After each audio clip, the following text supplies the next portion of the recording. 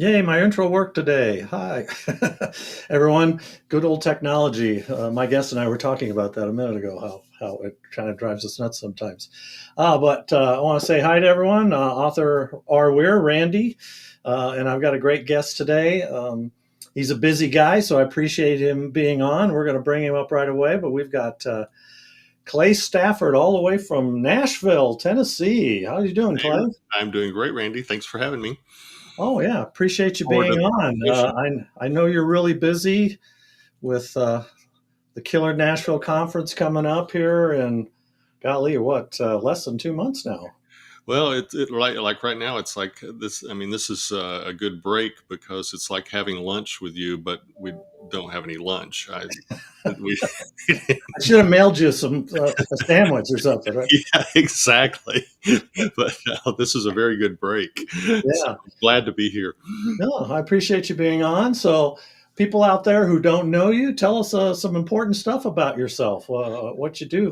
Well, I've been in the business a long time. I've worked behind the scenes. I've worked in front of the scenes. I'm a writer and a filmmaker, and basically everything I do falls under storytelling. So I'm basically a storyteller, and I founded Killer Nashville, which we'll probably talk about, and then also the Balanced Writer, and which is a streaming service. And so I spend most of my time writing. I've got several projects that are due right now in the midst of putting together the Killer Nashville event. And so it keeps me pretty busy. But when you love what you do, as you well know, it's not work at all. It's a lot of fun. And so every day is a great day. So. Sometimes it feels like work.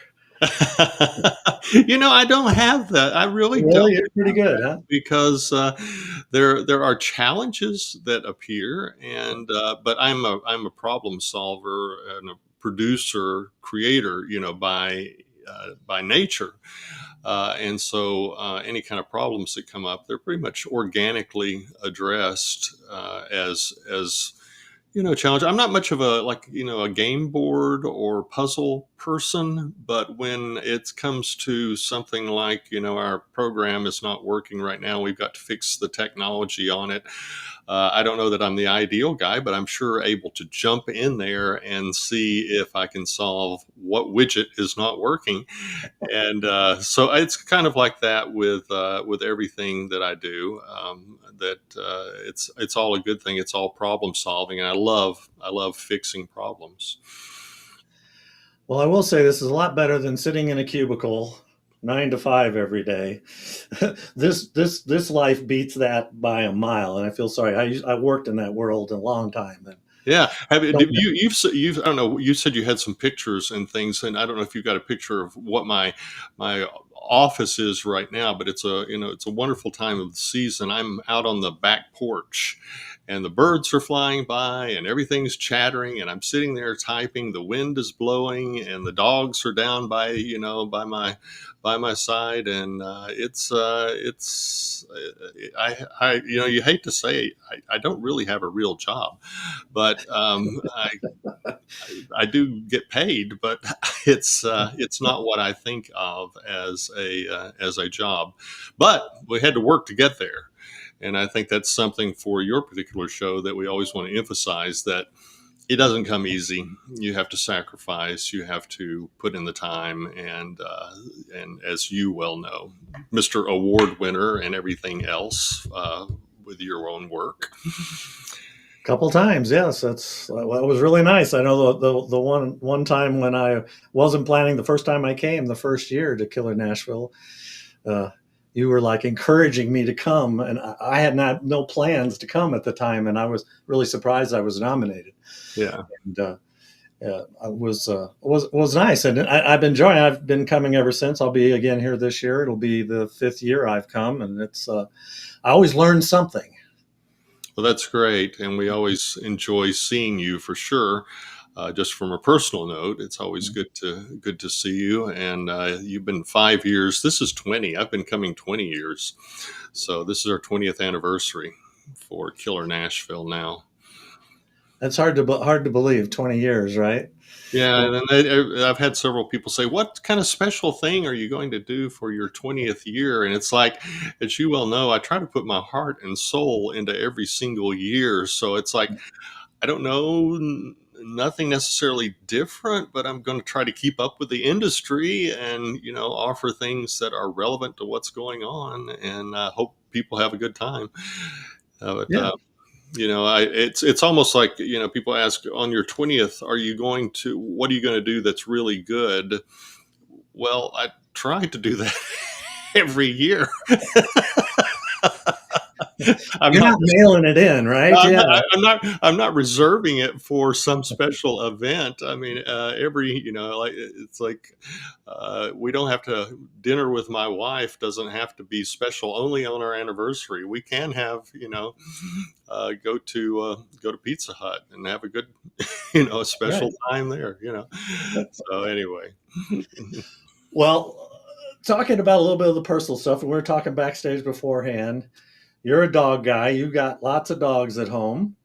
I got a few pictures of some of your dogs I pulled off your website. So this is a greyhound. Is this a miniature? no, she's full size, No. and she's actually bigger than, not spoiler alert, but she's actually bigger than the black dog you're going to bring up Yeah. in a bit. But she was actually a racing dog. Right. She's a rescue, and she she came with a little bit of PTSD. I can't speak. I speak very highly on the greyhound breed, but I don't speak very highly on the industry, Right. that puppy mills and tries to go through the training of these. She came in, and she has been an incredible dog. If somebody's looking for like just an incredible large dog, I mean, she's around 70 pounds, um, and just pure muscle. I'd highly recommend greyhounds.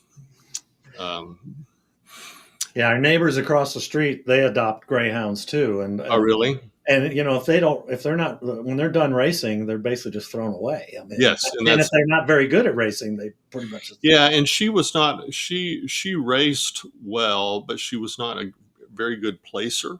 So there's no reason to, in their mind, to keep her, which was to our benefit. yeah. And she's been an incredible animal to have. And by the way, they say that they don't shed. They do. The person giving us the dogs, the greyhound, she said they don't shed, and greyhounds don't shed at all. It's just incredible. Well, she sheds like, as they say, she said like the sheepdog. So Right. don't be misled by that. That's my lap dog. I see. That's Maggie, our Doberman, and she is constantly with me all the time, always at my side. Anytime anybody comes up, she gets between me and whoever it is, and she's doing what she's supposed to do, right? Right. But she is just a big baby. I can look at her fun. No kidding, look at her funny, and certainly if I say, Maggie, don't do that. There are times when actually those tears, and you've seen them dogs that cry, Sure. so you don't tell that to intruders that your dog sheds tears if you yell at her. But um, yeah, she's got a heart of gold, and it's great company to have around. I've seen a few posters where she likes to destroy toys too. Well, I'm sure you Oh, got a box of shredded pet toys well, everywhere. you were talking about your daughters. It's got the pit bull, and those types of dogs, the Dobermans, the pit bull, they've got some strong jaws, and they're a match for toy manufacturers to come Oh, up with something. yeah. I was Any indestructible toy I've ever gotten, she's never had a problem they destroying. it always they say that, and it's like, are we even went back to our local pet shop and said, are there guarantees on this indestructible thing? And it's like, no, there's no guarantees on that. And so she just goes through it. If it squeaks, it'll squeak for about 30 seconds before it goes through. But she had, I mean, just to give an idea, our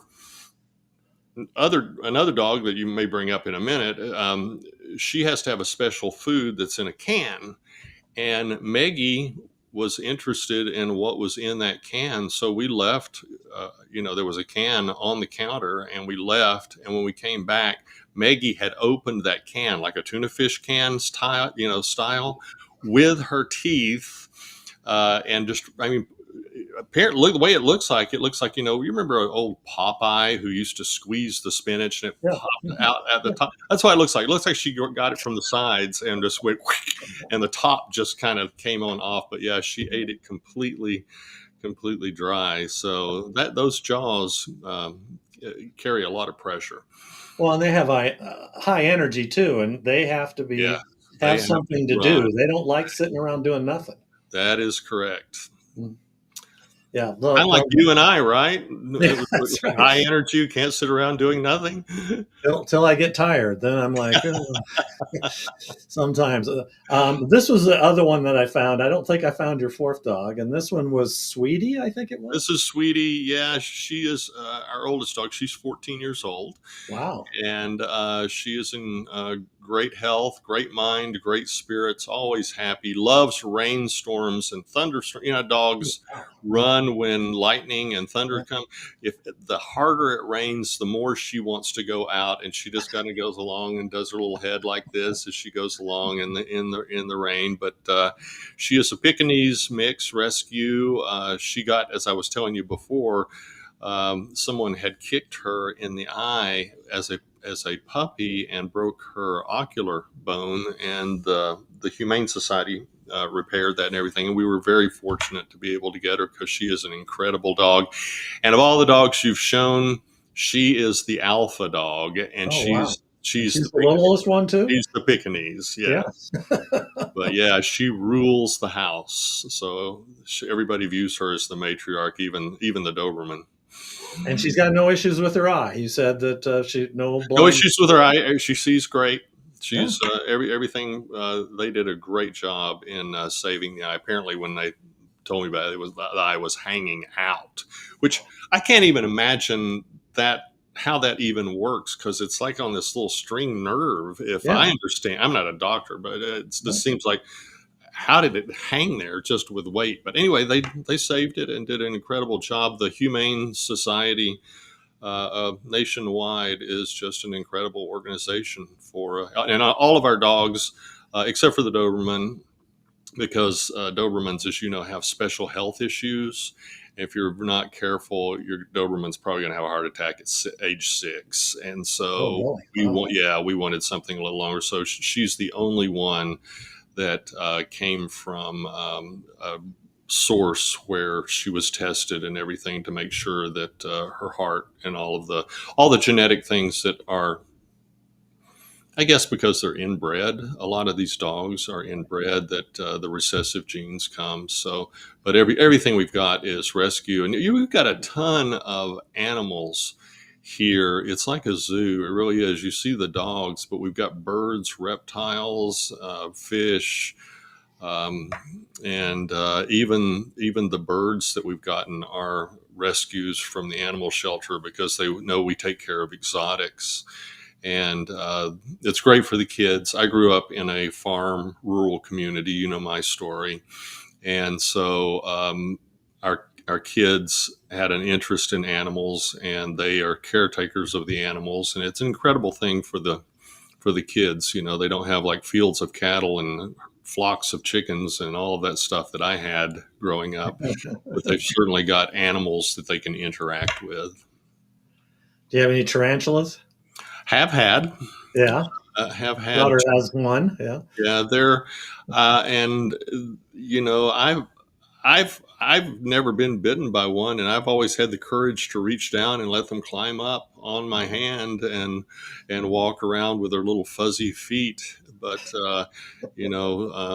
my wife is like, Jacqueline, and she's like, Yeah. no, I'm not going to do it, because they got these big, fangs. You Sure. can see them. You Oh can yeah. see. But we had the maybe rosefoot or something. We've had 2 of those. Well, there's pink. My daughter had a pink toad. But it may be a pink toe then. Yeah, It may be a pink toe. and they're fairly common. Yeah, They're black except on the bottom they have yeah, kind of like yeah, a pink, I guess, yeah. coloration on their feet. So we've had two of those. My son, Ellis, he's in Mhm. college now. You've seen him partly grow up coming to Killer Nashville, but he always wanted a bird. What is it? Bird something tarantula, bird catcher Oh tarantula. yeah, mhm. Yeah, Apparently yeah, they're huge, yeah, yeah. and They can kill birds. yeah, I've Yep, kind of yep. like drawn the line a little bit on that one. That I really don't think a tarantula like that is really what I want in the house. Well, we were a little leery at first, and now anytime we have a spider in the house, we can't kill it anymore. We got to take it outside. My daughter's Yeah, very particular about that. we have the same thing going on here.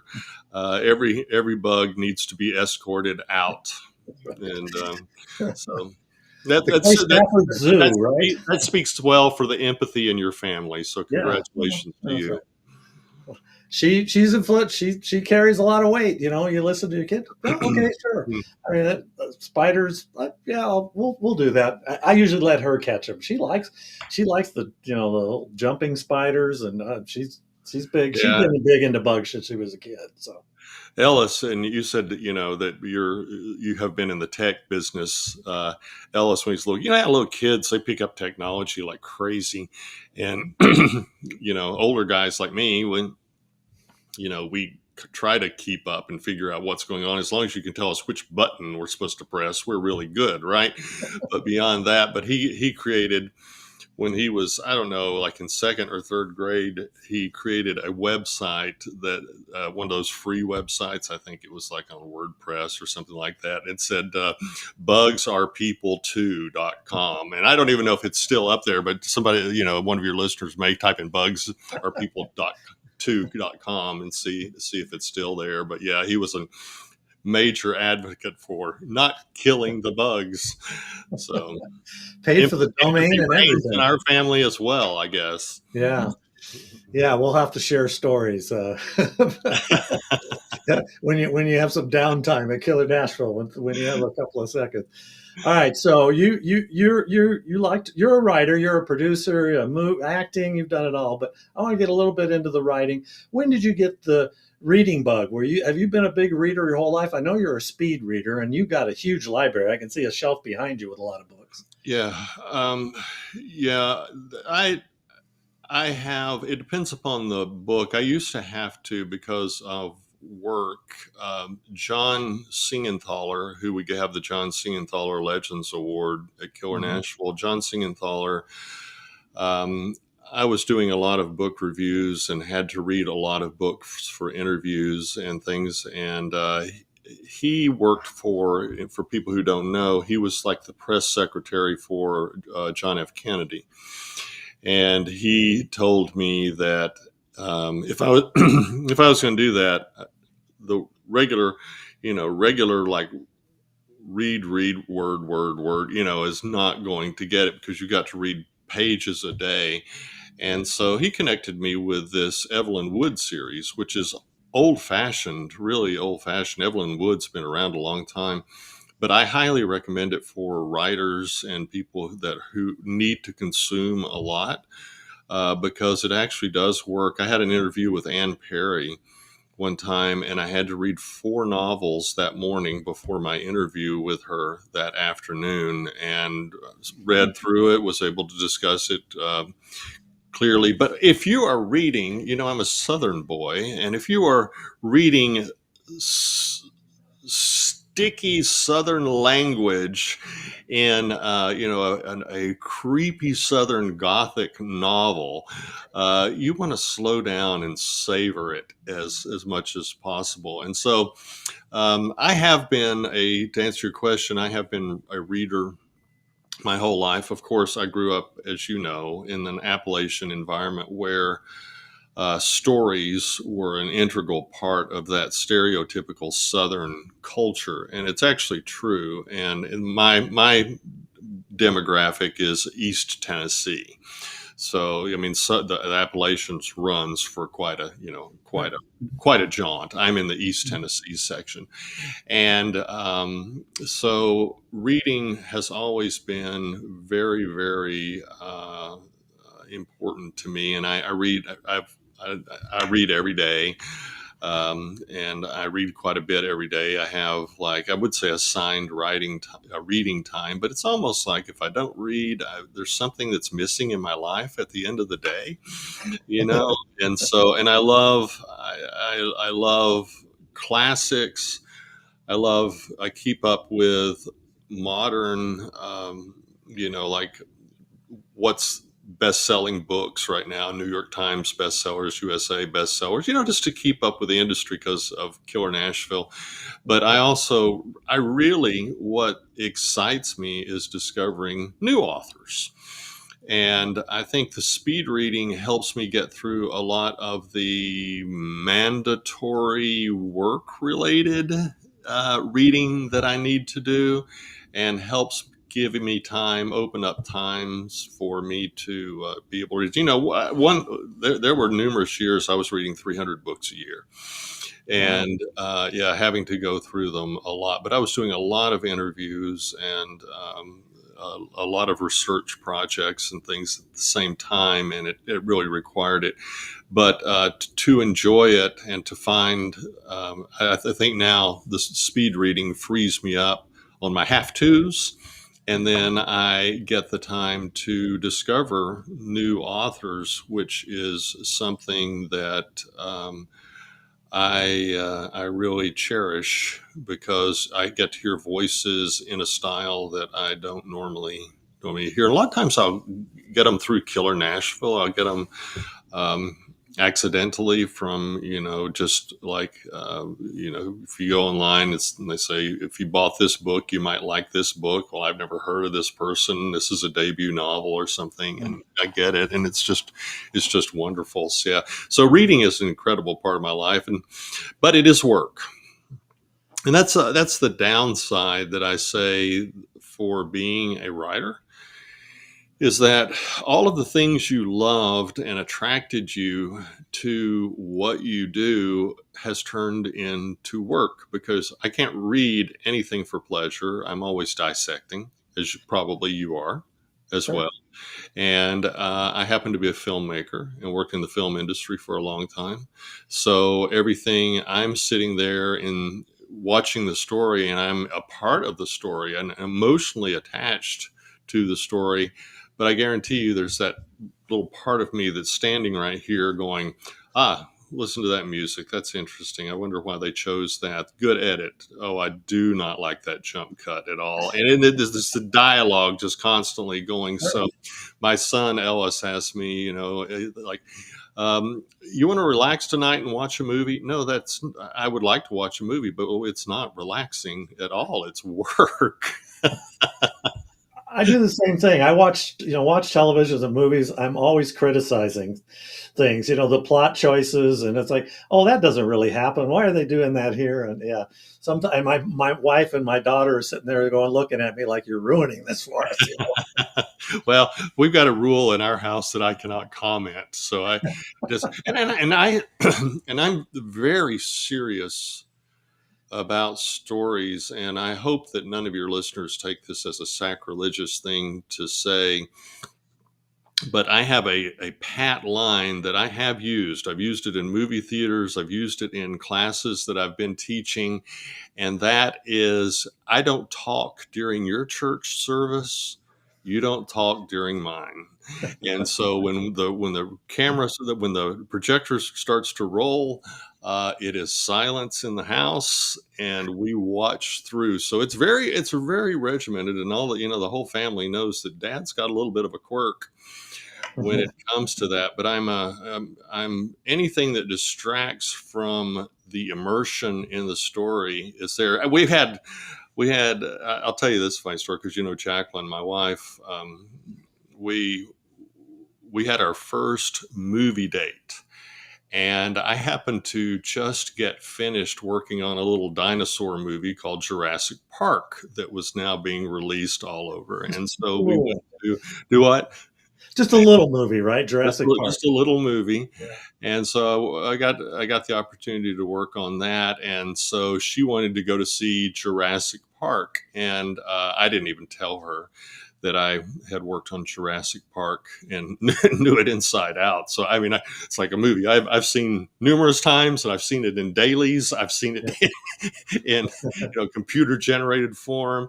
So yeah, we went to the movie theater, and being the purist that I am, I was sitting there watching the film, and up in the everything is reversed. It's kind of like mirrors, but everything is reversed. Up in the right hand corner, there was a water spot, like where somebody had like drink a drink or something and shot something over on the and I thought, there is absolutely no way that I am going to sit here through 2 hours and watch that water spot up there, because it's on the it's probably on the outside of the lens in the Probably. projector.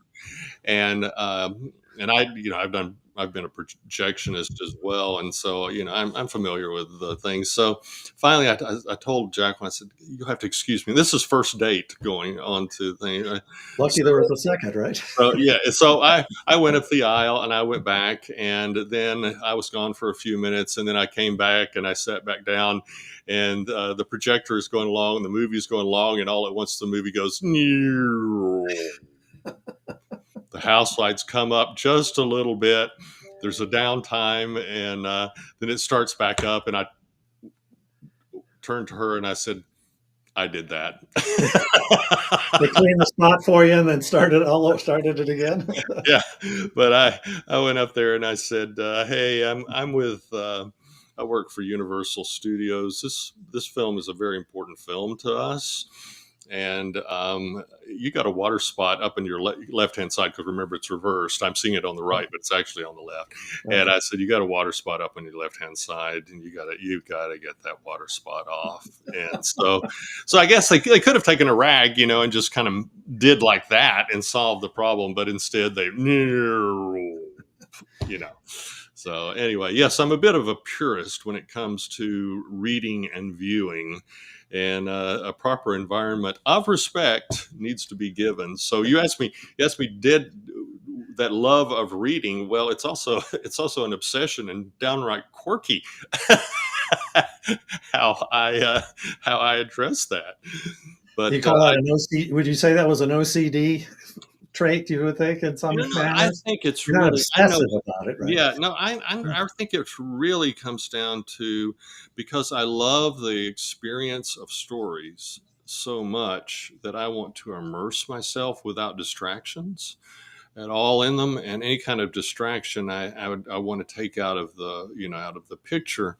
And so I think that's what it comes down to. I have special reading spots around the house where Dad goes to sit and read, and it's very quiet. It's library-ish. You were talking about the books behind me. Mhm. I've got I've got I've got a good collection of books and a lot of good reading areas here in the house, and so it's an event for me. I know how hard it is for writers to write well, and I know how hard it is for writers to write poorly. Um, and I just feel it's not an OCD thing as much as it is. I want for me to selfishly immerse myself and experience it. But then on the second part, I want to be very respectful. I mean, it sounds weird, but very respectful to R. Weir when I read his books, to know that, because I know what went into it, and I know that this is our communication time together. I'm sharing with you and reading your book, and so I think it comes down to a sense of respect for the art. It's kind of like walking through a museum. Most people don't walk through a museum and play, games and be silly, unless you're, in the sixth grade bus trip that you just went in. Most people are actually really into what it is, and that I kind of get that into it. Yeah, they're walking around looking at their phones, right? Yeah. Instead of enjoying the environment. Yes. Yeah, I mean, it's hard work. I mean, it's a lot of hours and for a writer. So yeah, it's you have to respect what they've done.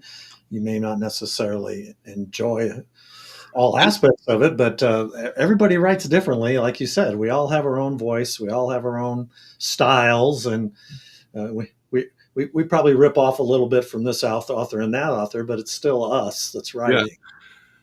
and there's though as I've read some books recently, and especially for some of the interviews I've done, that I would not read had I not been asked by my editor to read them, because they are too whatever, too dark, too violent, too whatever, that are exceeding what my traditional comfort zone is. Uh, you know, and I think that even reading those things, you look and you go, you can tell an excellent writer, even if you don't like the genre, you can pick up stuff, and that's the point I'm making. Mhm. Um, you can read things that you don't like necessarily, but you can go, you are amazed at the artistry that went into creating it. Yes, the vision, their vision is.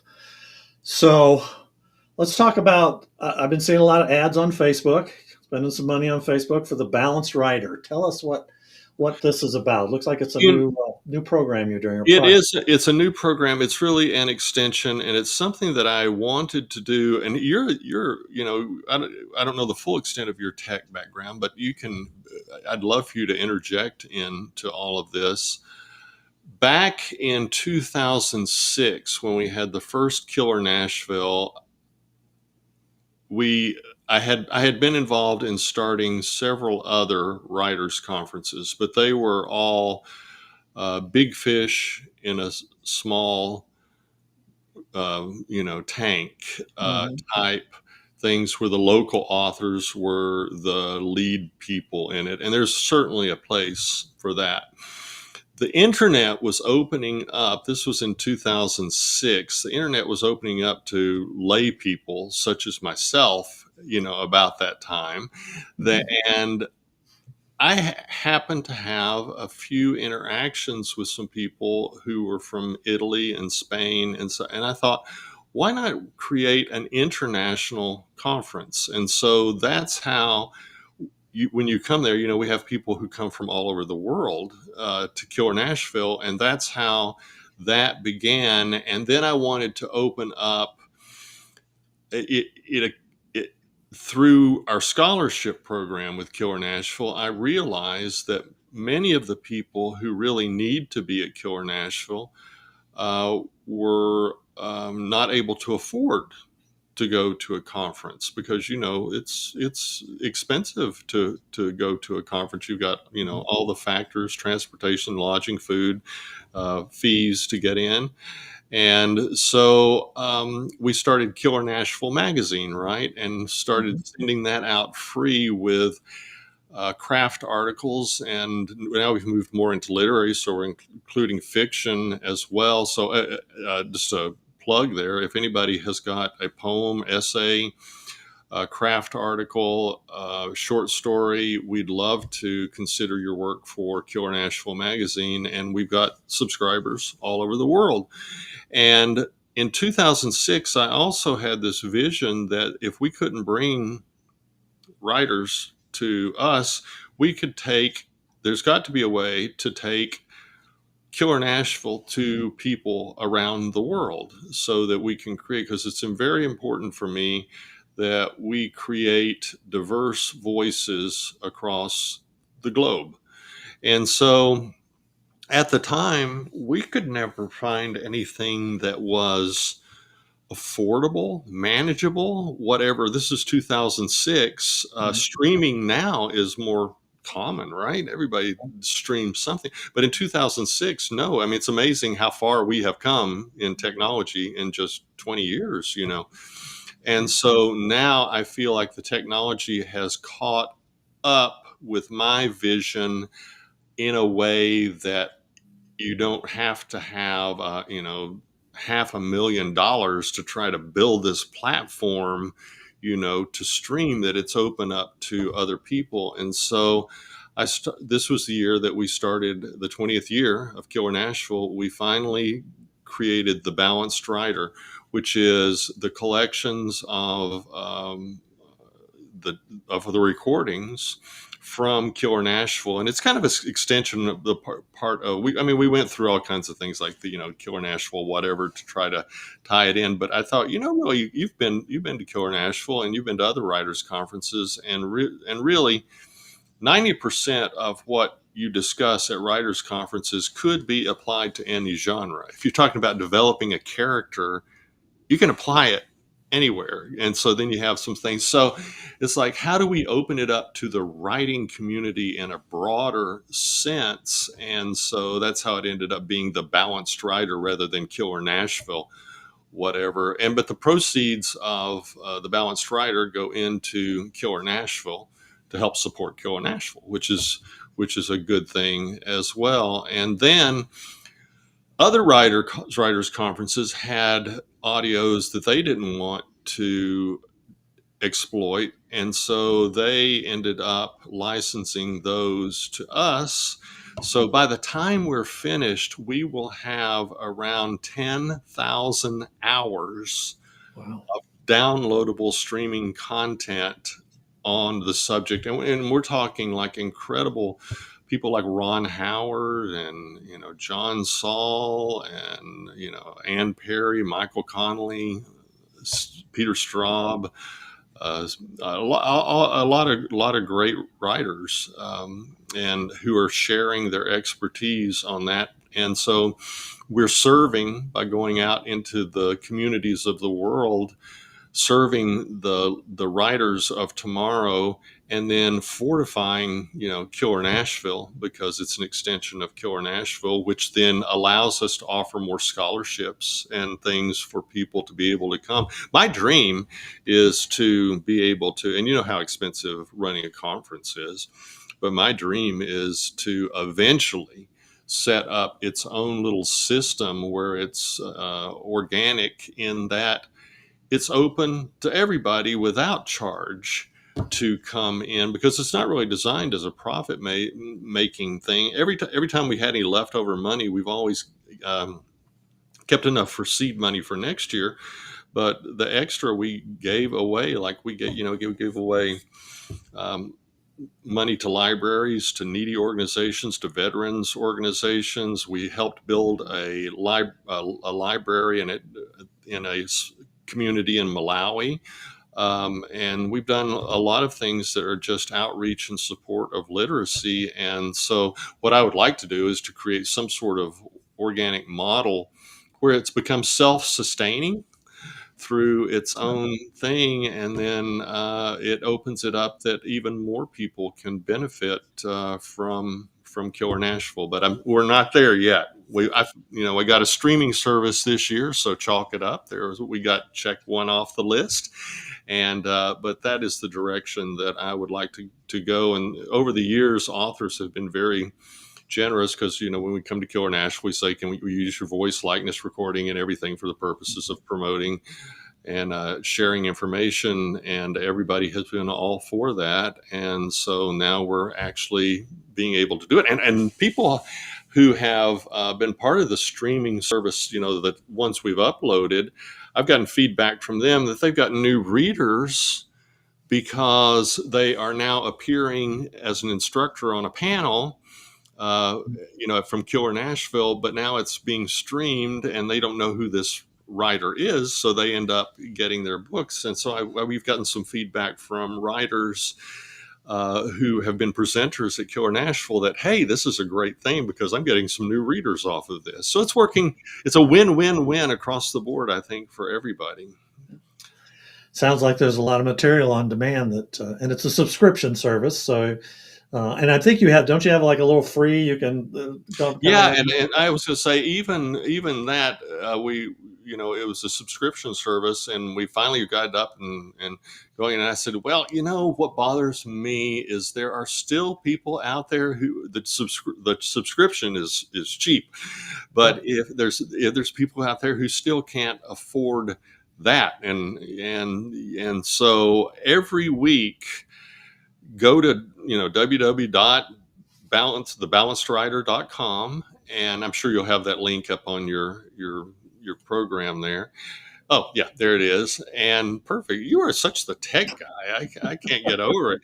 But anyway, go there every week because we have a brand new free recording. So if nothing else, you can go there and get a 45-minute to an hour and a half presentation for free with some of the top names in the business, and don't have to pay a dime at all. It's our gift to writers of the world. Great.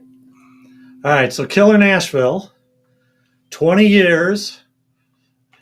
You've had that, and I've got the little graphic here. Hit the right button. There. See, you jinxed me. There's 20 years. It's hard to believe. 20 And years. was there any pauses for COVID? Yes, there was a COVID paused year, Yeah. and that was made at the last minute. I think you were you were coming during that time as well, so I think that kind of disrupted your move. Well, you had one year where you almost canceled it, and we ended up. That was the first year I went. I think you were like right up till the very end. I think it was 2021. Yeah, And I am, 2020, I think. and ours is so networking focused Yeah. that it is really impossible to make what is special about Killer Nashville work Right. by doing it on a remote platform, Yeah. because you've got to be able to have people pass in hallways. You've got to be able to have them have breakfast together and lunch together and sometimes dinner together every day. And in order and certainly writers and bars, that's synonymous, right? So they've got to have the bar time to be able to go. And we've had so many deals that have taken place in bars uh, Sure. there, and it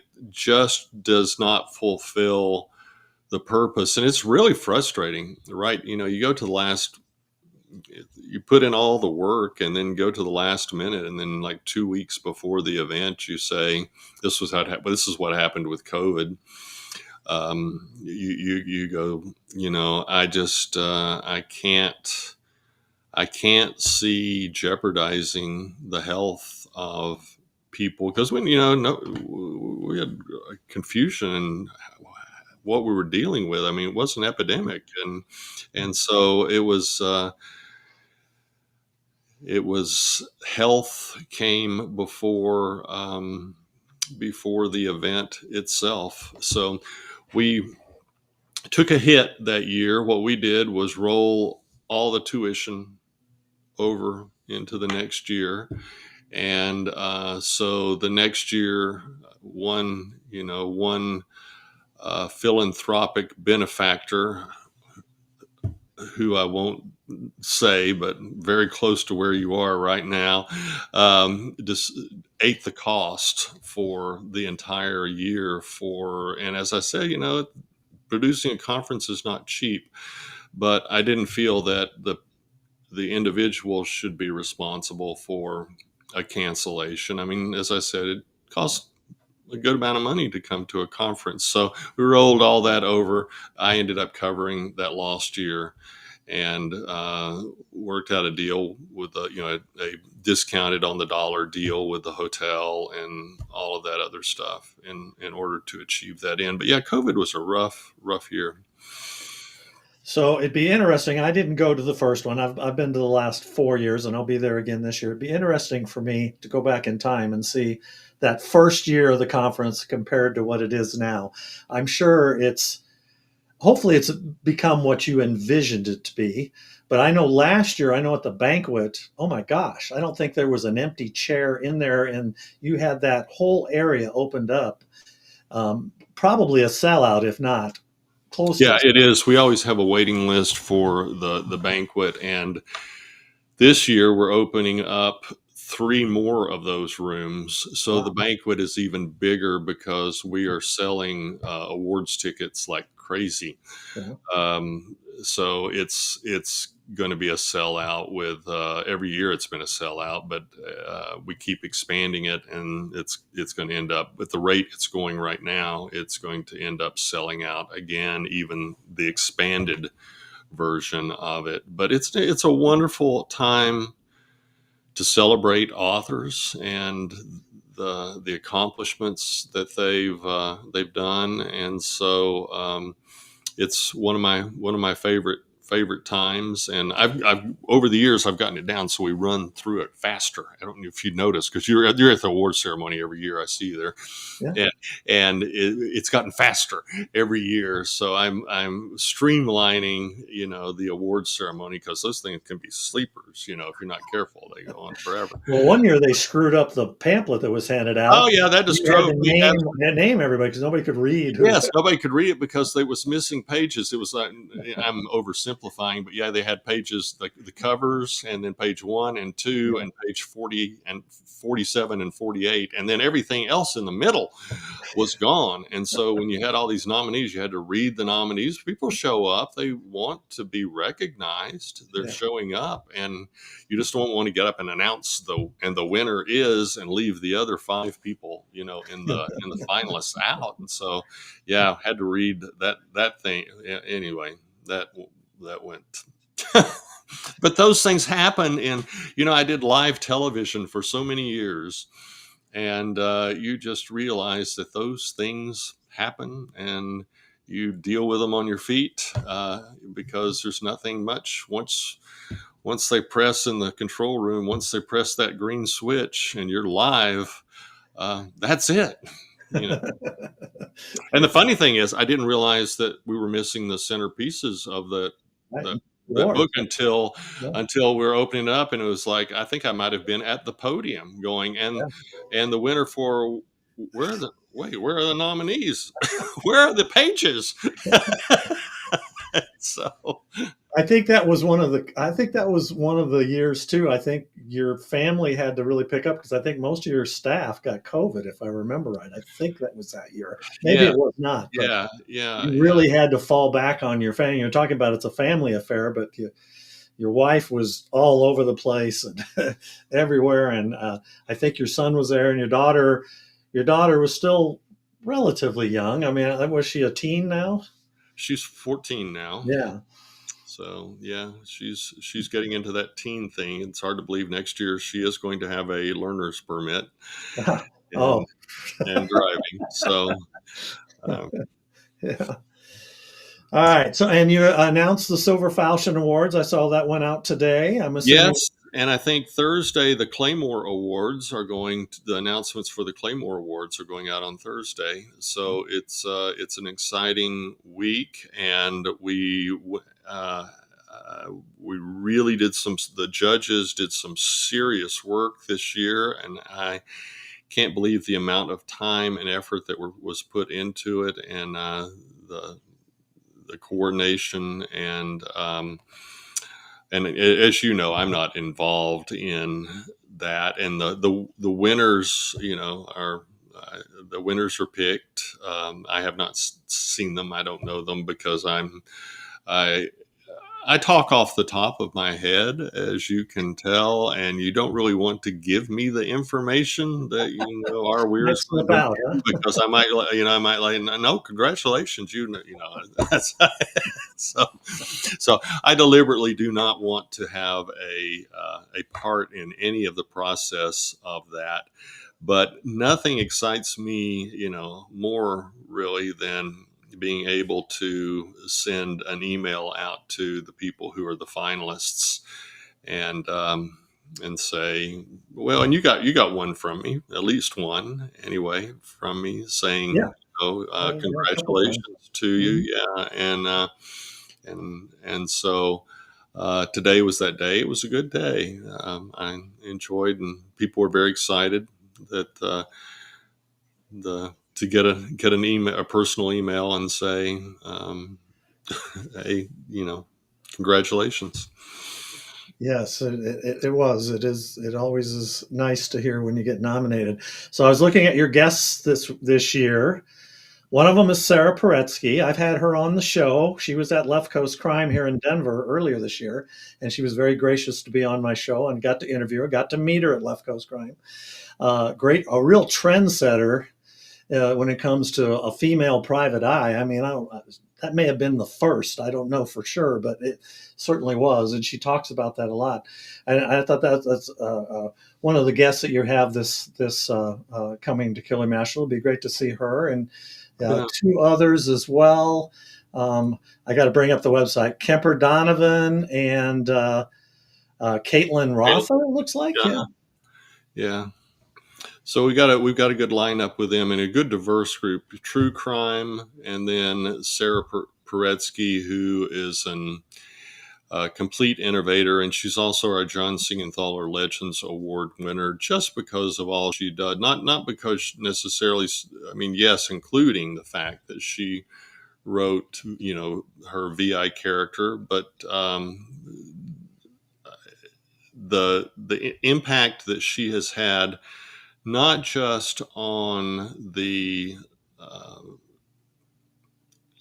the mystery community, but just on uh, female writers and diverse writers. Mhm. Um, Her passion is extreme and catchy and aligns exactly with the mission of Killer Nashville. So I'm really, really excited to have Sarah with us. And she already warned me she's coming, unplugged. She's going to say what's on her mind. Oh, yeah. You And did it Left Coast Crime too. Yeah. I said, well, this is, our conference there. This is what we want, is you to be unplugged. So say whatever you wish. So it should be a very good meeting. And then the Kemper and Caitlin should be, diverse, because we got a thriller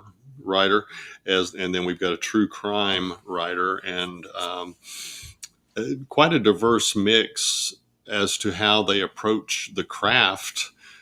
Simply because of how the media, the genres itself are different. So it's going to be an incredible time. But Yeah. we've got our headliners who are coming, and we've got some great people coming back, like J.A. Jance. You remember Mhm. J.A. Jance? She's coming back this year to do a keynote, and so we got several New York Times bestsellers that are not um, guests of honor per se, but are certainly our very welcome guests. And then we've got everything, and the culture of our thing. It's you can learn. Somebody doesn't have to be a New York Times bestseller for you to learn an awful lot. And even if you just get one good point, you're better off, because you got an extra tool that you can use. And so just collectively, I think we've got an incredible mix of talent that are coming to share their expertise. And that's really, when we started in 2006, that's what it was all about. We were going back, I don't know if you know the history, but I had several writer friends who were wanting me to come to writers festivals, and I had Ellis, and I didn't really want to leave my son to go traveling around, because, as you know, I'd been on the road sometimes 3 years on the road straight, and never home for 3 years. And that's no way to raise a family, Mhm. and so I said, no, I won't come there, but why don't you guys come here and let's just have a party? So I rented a couple of rooms at the hotel, and uh, Carol Higgins Clark was agreed to be our guest of honor, and she came. And then then we had Michael Connolly and a lot of other guys and girls, ladies, women showed up, and so it turned from the right from the start, it was the group of us together just talking about the industry and talking about the craft. And at the end of it, it was like, this was a lot of fun. We really ought to do it again, because it wasn't so much. Some conferences you can kind of get lost in the crowd, but in this one, everybody was a part of the conversation. So we decided that this was a really good format. Why don't we make this the format for Killer Nashville? And so at that point, I think it kind of gelled as to what we were doing. Well, kind of like BoucherCon, which was last year, was the week after yours, and you were one of the guests of honor. And I remember running into you. You were going, "Where the heck do I need to be going?" It's that place was so huge out there, the Gaylord. Well, that was they had theirs at the Opryland Hotel, which is like a village unto itself. Beautiful, Yeah. beautiful, but it's easy to take a wrong turn and be amongst the palm trees and can't find your way back, you know. Yeah, it was such, and there were so many other conferences going on at the same time. So you had people going in all different directions, and yeah, it was. I know by the time we got to the end of that, and of course I did Killer first because we had driven out with our RV and stayed in Nashville for 2 weeks, and we were exhausted. I don't think we ended up going. We had to leave on Sunday, and it's that Saturday, the last Saturday on BoucherCon. I'm like, I don't think I could walk anymore. I'm just too tired. And they had one little elevator too going up to. That was the other thing. So you pretty much had to Yeah, take over the stairs. in that conference side, yes. Yeah. So, well, I know the one thing I love, and I want to be mindful of your time because we're already about at an hour already. So, where are we at? Do we want to start wrapping up, or do you have time for a few more questions? I've got time. Okay. So, one of the things I really love about Killer Nashville, and you're talking about that, is the panels. And you have a long list of panels. The worst thing about it is, though, is picking which one to watch when you're there to watch one, or even if you want to be on a panel, because there's so many great choices and stuff. And I know you offer options, I think, to record, but I know I go through them all every time, and I'm going, okay, there's three here I want to see. Which one do I really going to go to and see? But you have some amazing options. Who comes up with all those ideas for all the different panels? Do you get feedback from participants? I have to say that, yes, I rely a lot on feedback from other people, from the people who are there, because the attendees, they run the asylum, and I have a finger on the pulse in the industry.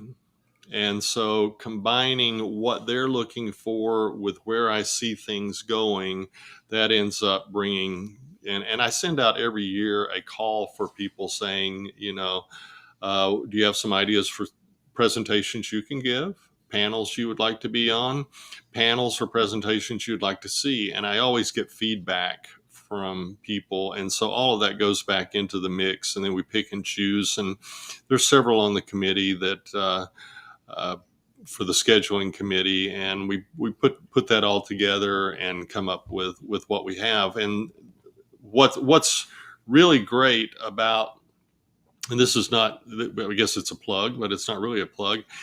This year, if you have trouble with those three things that you wanted to go to, but you only go to one, guess where you can find the other two? Yes. Yes. Thebalancedwriter.com. So anyway, everything is going to be available now for everybody to see, and they're going to load those up right after the conference. So all of that material is going to be available, and you can see all of those different you can hear all of those different sessions that you missed that you really wanted to go to. But we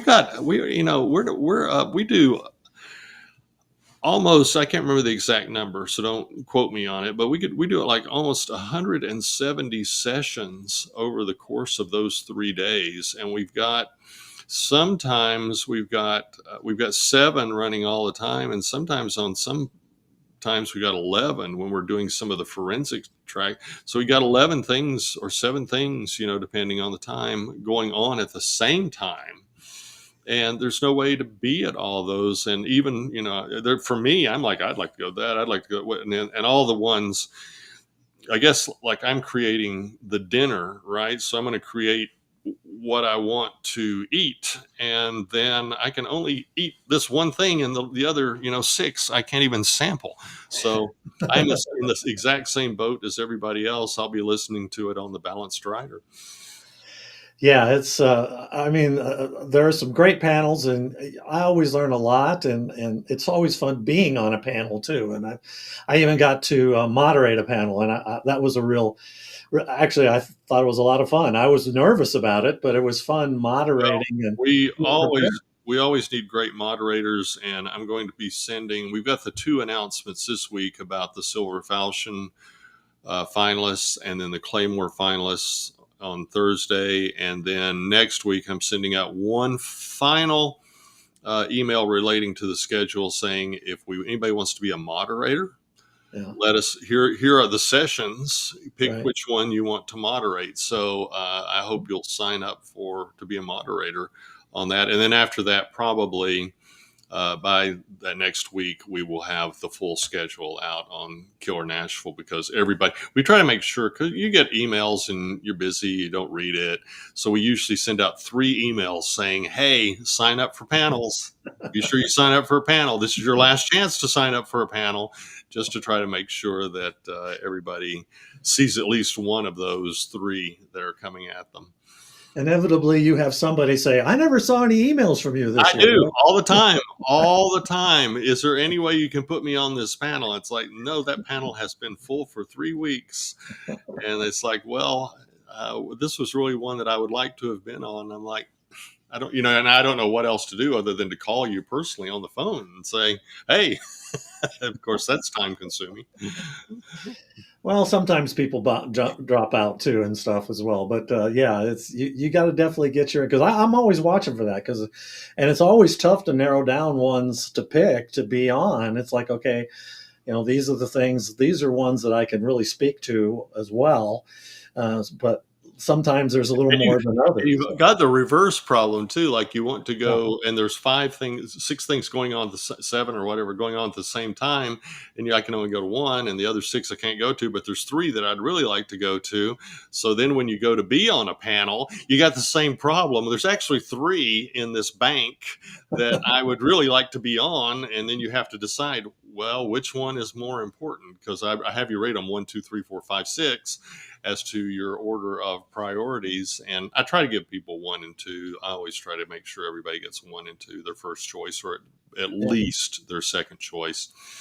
And I don't know that we've not been able to achieve that.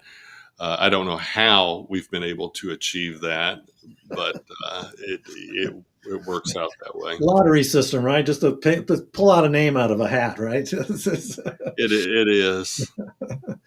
So I saw that you're included in the BoucherCon anthology this year. You're one of the Yes, writers. I'm very excited about that. I'm introducing a new fictional character that I'm going to be developing more things with, and so he gets his debut in New Orleans, and I'm excited to be working with him. And that sounds very schizophrenic, but I'm looking forward to spending time with this guy. Well, that almost makes me think you're a pantster when it comes to writing. Are you, or are you a plotter? I will tell you that I am I guess a hybrid, but I have never had a shortage of words. So I can sit down and keep the crowd alert. But what I do is run very long.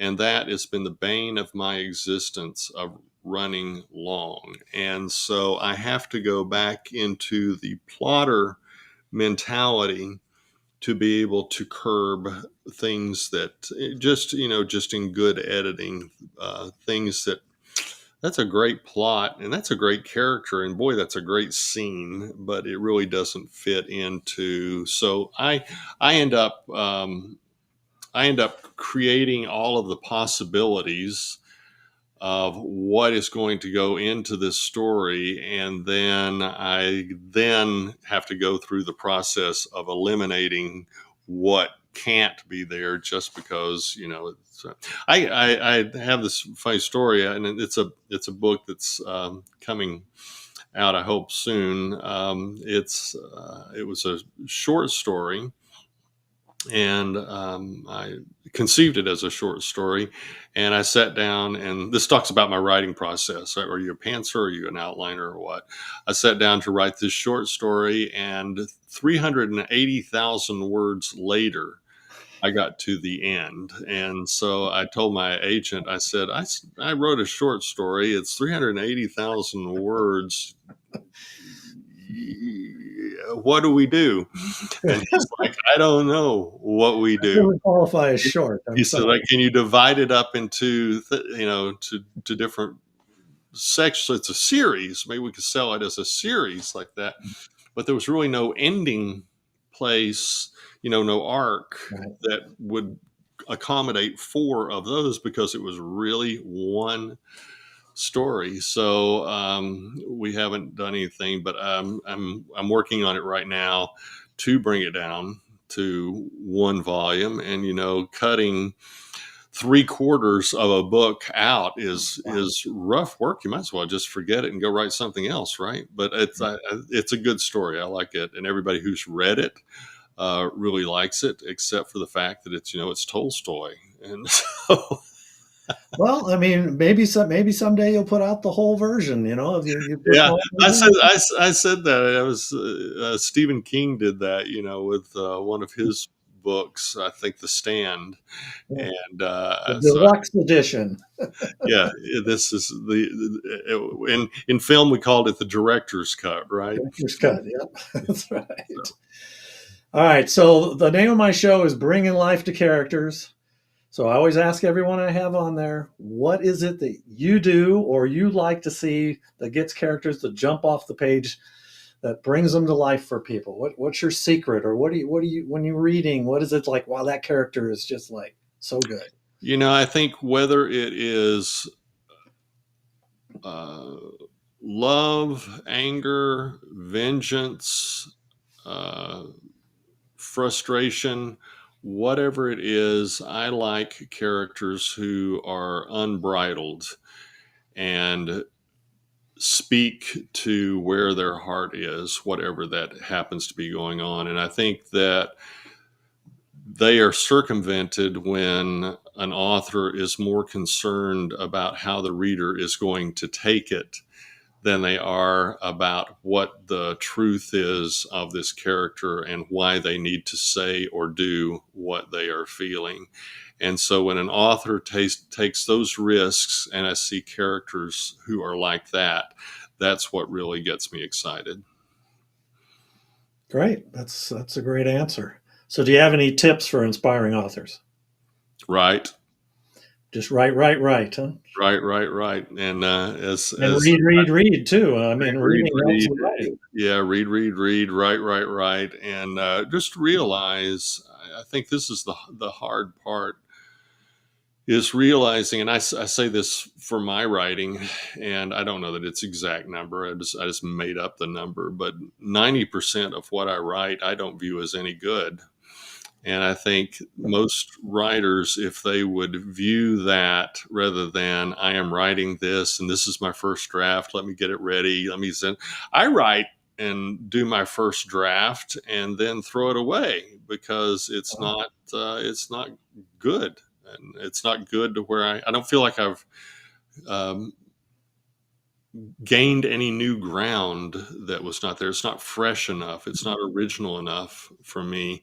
And the characters maybe don't jump off the page, kind of like what I said. They're held back. And so I think write, and just realize that 90% of what you write is probably not going to be any good. I mean, I even ask writers, they say, oh, yeah, I'm diligent. I write, 2,000 words a day. And my question is, how many of them are good ones?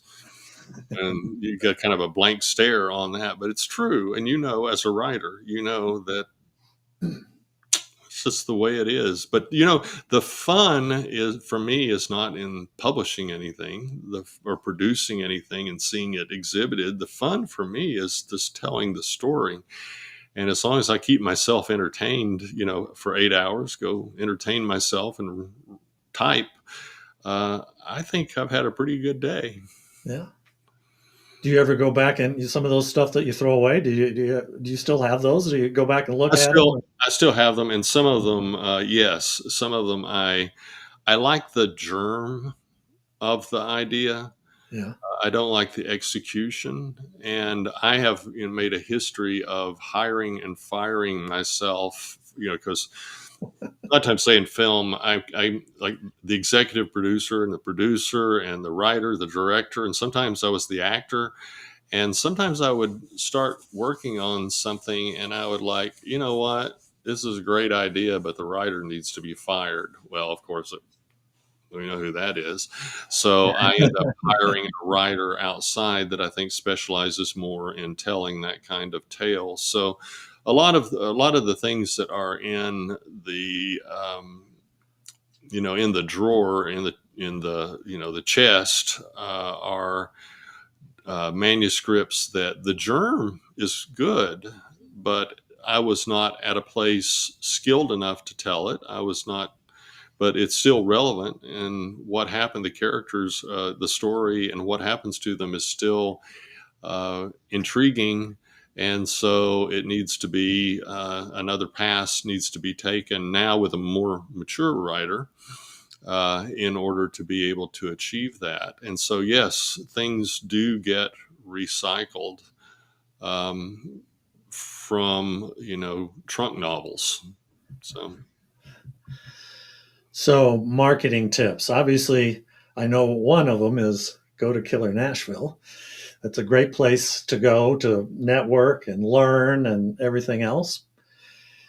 Any other tips to help for authors to market themselves? I think really, and because I had an advertising agency for a while, a PR agency, American Blaggard Media Relations, and then I also did uh, PR and advertising for Universal and some other big studios. And I think that really I think people approach marketing and advertising incorrectly. And I don't think I'm saying anything new that you probably haven't already heard before. But what you're wanting to do is to create an experience for the person.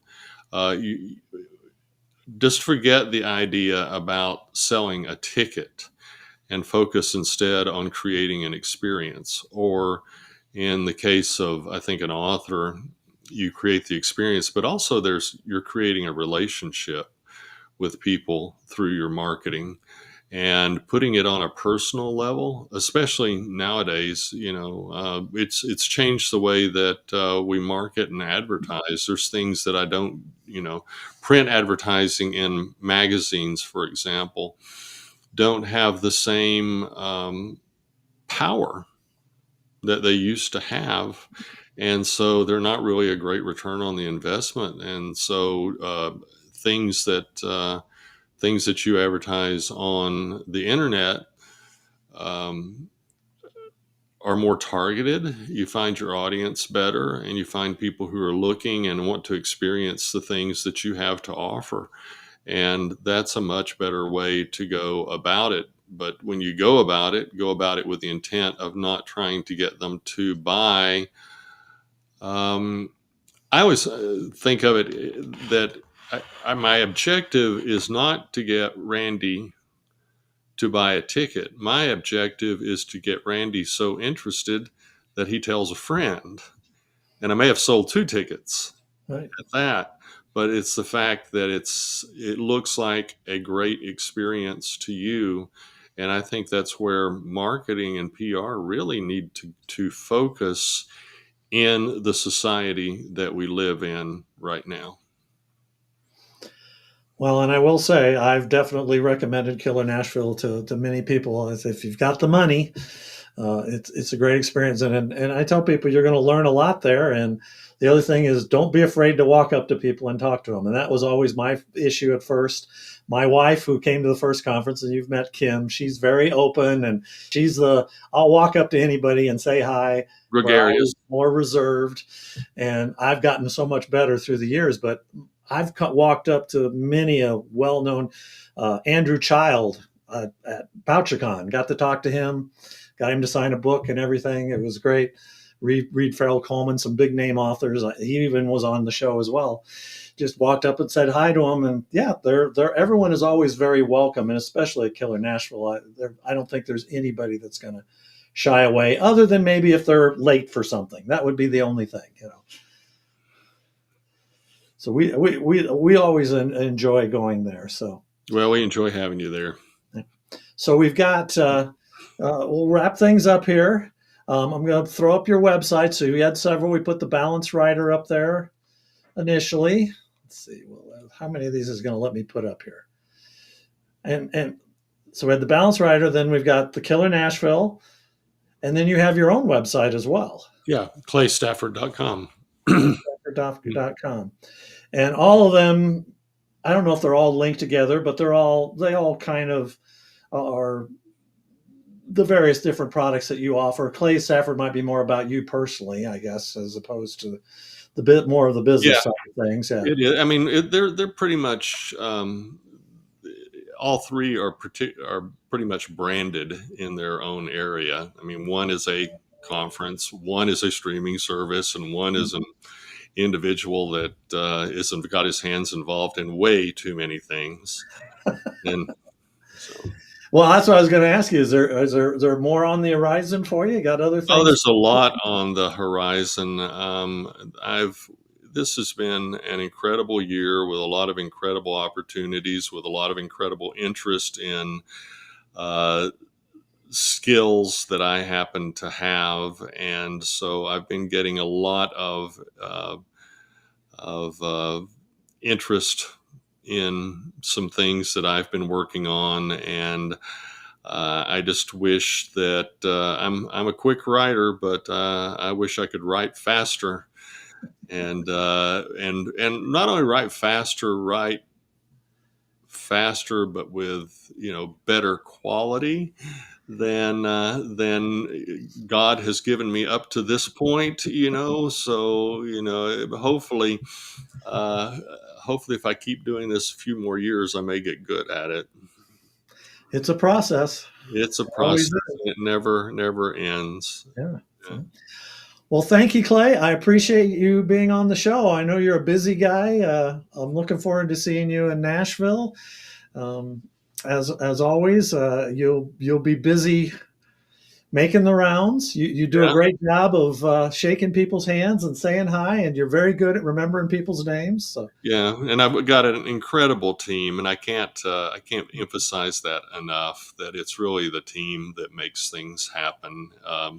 I come, as you know, even publishing for me is a collaborative. Filmmaking is certainly a collaborative, and putting on Killer Nashville, that's a collaborative effort as well. And I couldn't get by without everybody who supports and volunteers and is a part of it. well, I won't be one person to come up and ask you, what are you doing special this year for the 20th anniversary? I think you answered that question. So every year is special when you go to Killer Nashville. So Yeah, so that could be your tagline. we try that. So we'll see how well we pull it off. Well, once again, Clay, thank you. I appreciate you being on the show. I will send you the link for the file to download, and looking forward to seeing you there towards the end of August. And hopefully the weather's good. Last year it was god awful hot in Nashville, so we'll see. Well, the last week it's been god awful hot everywhere. I think Oh, even like you're in Colorado, right? And yeah, yeah. I Oh, heard yeah. they were hitting like 100 degrees or something in In Denver, June. Yeah, and, that's and early. I was like, holy cow! So, Yeah, yeah, we all went through a little bit of a hot spell. but it's a dry heat here. I can't say that in Nashville. So We had wet and sticky, so it was we had good southern humid weather. Yeah. So, and then I was still outside working on that porch though, but I was like, don't they make cooling fans or something like that, you know? Well, they have the wet fans, but I don't know if those work as well in the humidity. Well, So well, I don't know. Yeah, they caution about that, and then at the same time, when you've got papers yeah, and computer equipment and everything having mist blowing on you, kind of makes not a you good go, idea. "I'm not sure this is a good idea." Zap. So, all right. Well, thank you, sir. Looking Thank forward to you, seeing you in August. Take care, and we will talk then. Randy. Thanks for having me. All right. Thanks to Clay for being on. Everybody out there, hopefully you'll, if you're an author, you'll check out Killer Nashville. If you're a reader, check it out as well. So we will end the show. My next show, I'm not sure yet who's going to be on. So I'm still waiting to hear from a couple people. So hopefully next week we'll have a great guest as well. Thank you.